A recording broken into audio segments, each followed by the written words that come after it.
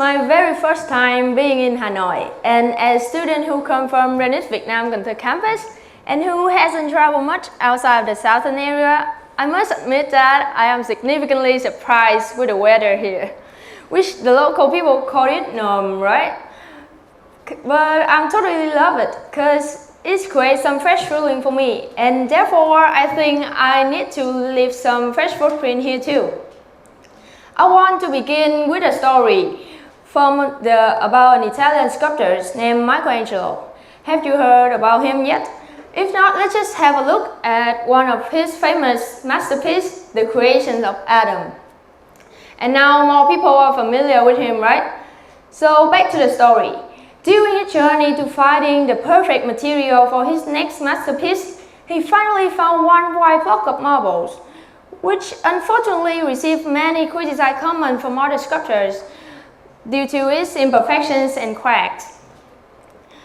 And literally at that time, no one can even imagine what the block would be sculpted into. And luckily, we can, and I'll show you.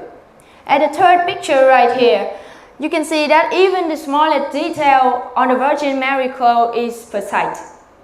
While other people keep giving compliments on Michelangelo's talent, he just simply said that the sculpture is already completed within the marble block. He just needs to chisel away the superfluous material. I know that you all heard about this example all the time, that if we throw a $10 bill on the ground, step on it, crush it, the true value of the bills always remains $10. And in Michelangelo's perspective, so does the marble block. And that's the story which inspired me to stand here today and create an idea worth spreading. I actually did some small research about what term and prices often link with my generation to see what are the problems I can contribute to solve by sharing my perspective, especially on the TEDx stage. Most of the results come up with Gen Z overthinking, Gen Z overconfident, being overly sensitive, or even oversharing. And what is really tragic is the fact that when we directly ask these young generations what their recent mental statuses are, they come up with under pressure. Why cannot at least have something on average? Because we may underestimate the importance of making decisions. Instead of chiseling away the unnecessary part, sometimes we add it to our block of marbles. This is just a thought like, I am a loser. I can never have a single post on the flexing group. Given Gen Z as an example, but in fact, every age group faces these big questions. How can we literally get rid of the superfluous material like Michelangelo? And that is the reason why today I want to see myself not as a watcher, but as a trailblazer who ponder the questions. What if people have the guidance to choose the most correct choices and without hesitations or any plan B? I will explain later. We have changed the way we decide significantly from relying on our interest, our capability, to asking the fortune teller, or in Gen Z word, the tarot readers. Should I marry this guy based on his zodiac? Should I leave the house with my left foot or right foot? Even that small questions, you need somebody else to decide for you. And if that is the problem, what method can I recommend for you guys when dealing with these tragedies? I promise that it will help you a lot in decisions making. For further understanding, I will need you guys to join with me on an interesting quiz. There is a race between multiple dogs and a single elephant. Who here think that the dog would probably be the winner? Raise your hand. Okay, thank you. And who here think that the elephant would be the winner? Let me see your hand. Okay, thank you. I see that some of you still hesitant to give the answer. Why? Because you don't have enough information to make the most correct choices and you are afraid of being a failure. Now, given the fact that this is the very first race of the elephant, while the dog have been trained professionally for months now, and now most of the people will pick the dog, right? But I am a plot twist lover myself, so what if in that race the dog were not fed and started to lose energies. Well, because this is the first race of the elephant, he tried at all costs to win, to get the first prize. And now, does anyone here want more information? I can give you more. However, I won't ask for your answer anymore, since the animal already headed to the finish line.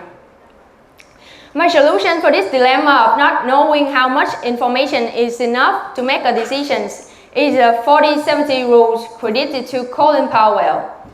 He said that every time we face a tough decision, let's just have no less than 40% and no more than 70% of the information. Why 70? Why can we wait until getting the full evidence to make the most correct choices?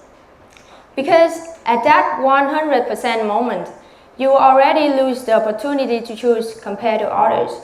Therefore, the statistic for the word enough is 70.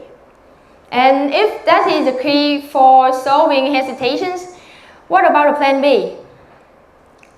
People quit so fast nowadays, and due to their plan B, created themselves to feel more comfortable, more secure. For example, you don't want to learn English. You don't want to take the IELTS test.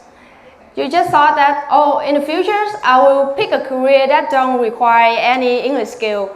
Pick a path that no one mentions about other languages.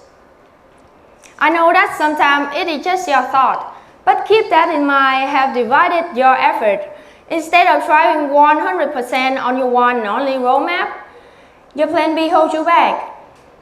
And now, the effort putting on plan A remains 50% or even lower.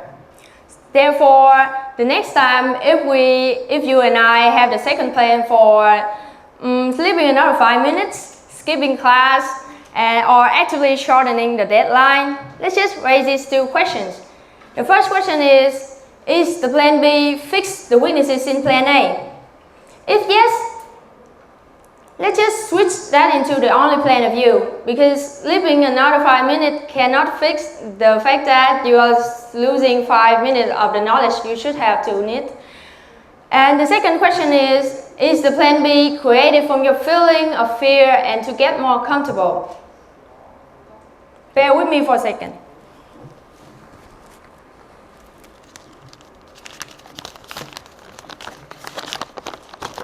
I'm sorry.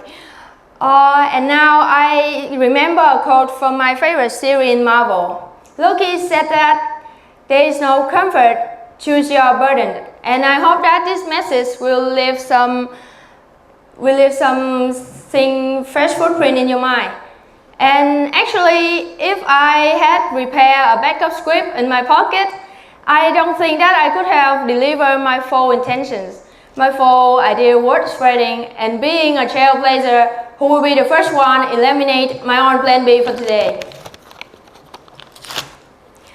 Thank you, I am Thu Dang, and that's in my speech.